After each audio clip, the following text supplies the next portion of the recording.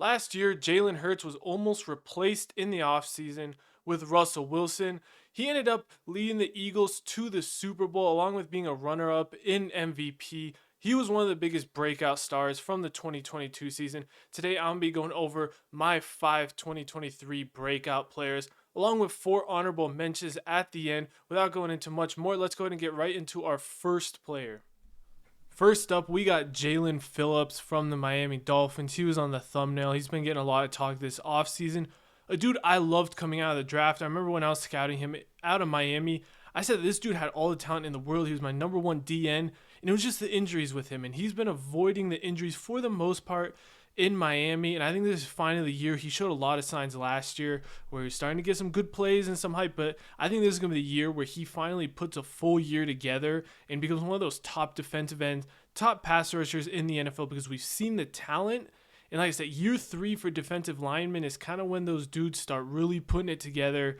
We're going into, I can't remember if this year 3 or 4 with him, but he's definitely at that time where he's going to fully put it together. And I think he's going to be a staple on that Miami defense. I think Miami has a really good shot to go far this year.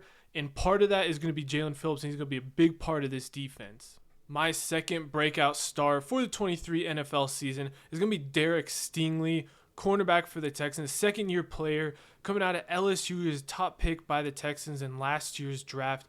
He's a dude that I love coming out. I mean, this dude was like a generational prospect. He was balling in the SEC as a true freshman at LSU.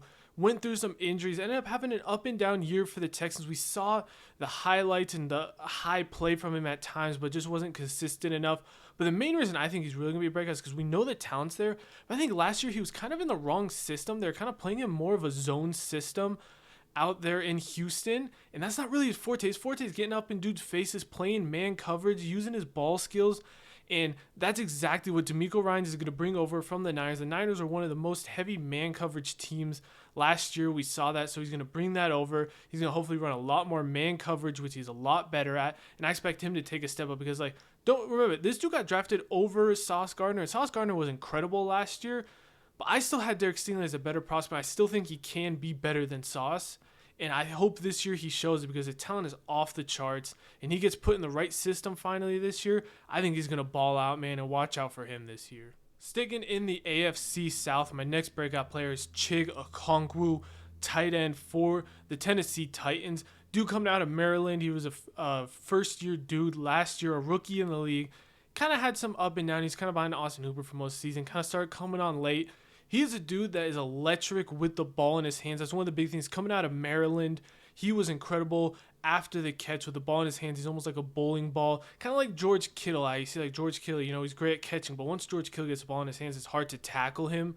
That's what Chig can bring to the Titans. He's finally getting to step into a starter role. Now for the Titans, I expect him to have a huge year, especially like I said. He's a dude that you can throw screens to, throw behind the line of scrimmage, throw some quick checkdowns, and he's going to get you that yak ability. We saw it in a couple of games. We saw it in the Kansas City game. He had a huge play for them on like a screen. This dude with the ball in his hands is a different dude at the Titan. I expect him to take a huge step, and whoever's playing quarterback is going to be Tannehill to start, whether Malik Willis or Will Levis takes over. They got a nice safety blanket in Chig, who they know they can just chuck the ball short to, and this dude's going to take it for a lot more yards than it should have been.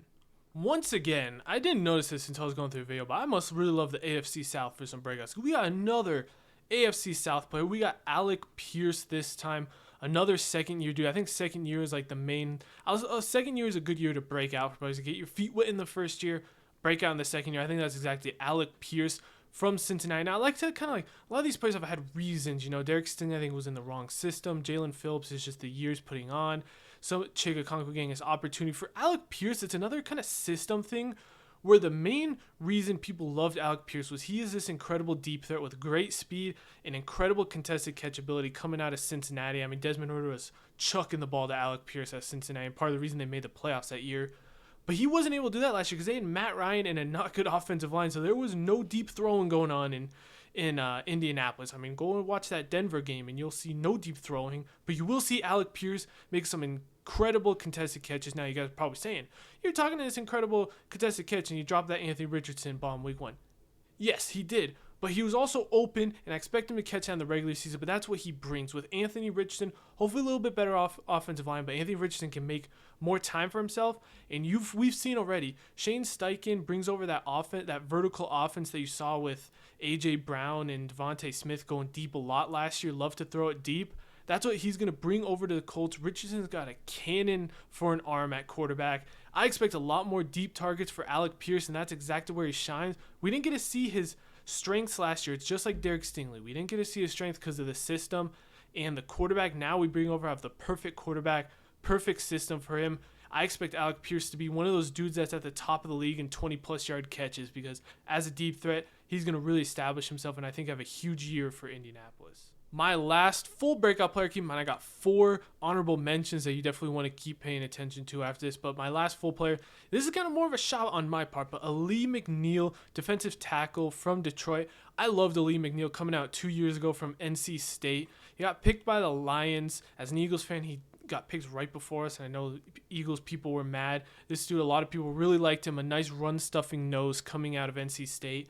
He's had a couple quiet years, made some plays last year for the Lions, but he comes back to camp this year, and reports are he's dropped like 20 pounds. He looks more athletic than ever at camp, and we already know this dude is good with his leverage, hands, and just kind of the techniques, and he was more of that run stuff. He knows he wasn't the most athletic dude, but if he dropped weight and he's looking athletic, I mean, there's a possibility Lee McNeil takes that step into it, because it's always, you look at year 3 and year 4 is really when D tackles start making noise. You look at all the bit, like Derek Brown, Jonathan Allen, Dexter Lawrence, these dudes are all like have really quiet like first 2 or 3 years, and then years 3 and 4 they really come on the scene. So I was looking, I was like, who's going to be that guy this year? I was like, Barmore was the first kind of guy, the first D tackle from that class 3 years ago that might maybe, but Barmore already made some noise early on. He was really good his rookie year, and then kind of made some noise. I was like, okay, I like Milton Williams from the Eagles. I don't know if he's really going to get the opportunities to show.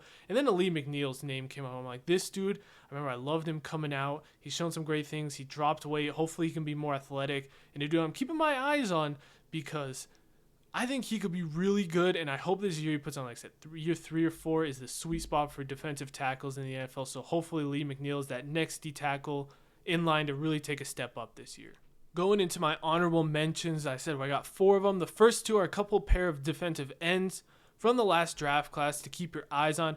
We got Boye Mafe out of Seattle. He's had a great preseason, looking like he could be the starter across from Chandler Nwosu this year. He's looking like explosive.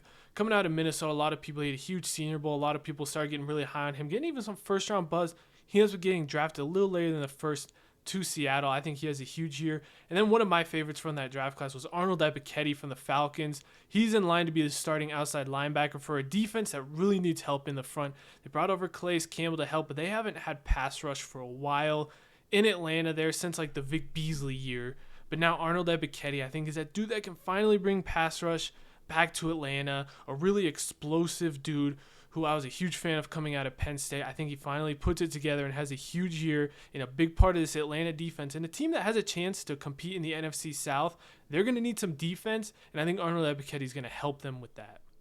My last pair of breakout players is a not now duo of Raiders players, but one of them former Raiders players. First up, we got Trayvon Merrick, safety from the Las Vegas Raiders. He was drafted in the top of the second round. I thought it was going to be a first round, but top of the second round from TCU 2 years ago. Hasn't really fully put it together for the Raiders yet. There's been good reports out of training camp that he's been looking really good.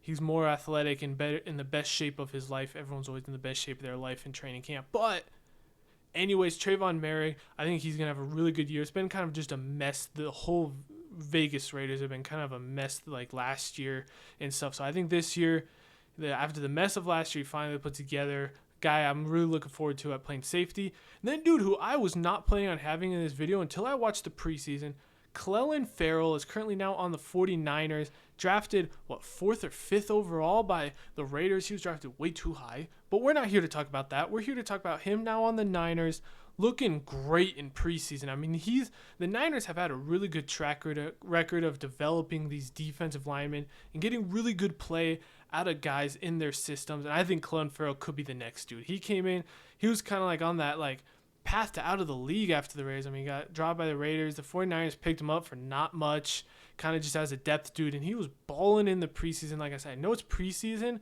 But a dude who had tons of skills coming out of college that we thought was a really safe pick, just didn't put together. Now he goes to a way better system and team in the Niners who could hopefully put him together.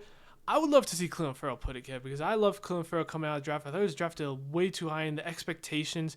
Maybe part of the reason he just needed a change of scenery is kind of what I'm thinking. We saw in the preseason. Let's see if in the regular season he can build out more of a role because that is a really deep defensive line in San Francisco. But if he can put together a nice role there, I think he could be really productive for that team. Anyways, that is going to do it for this video. Let me know some of your breakout players in the comments. Let me know what you think about some of the guys I mentioned, and keep looking for more and more videos I'll be posting on the channel, especially as we get into the season. I'll see you guys for the next one. Make sure you like, subscribe, and do all that stuff if you enjoyed, and thank you for watching.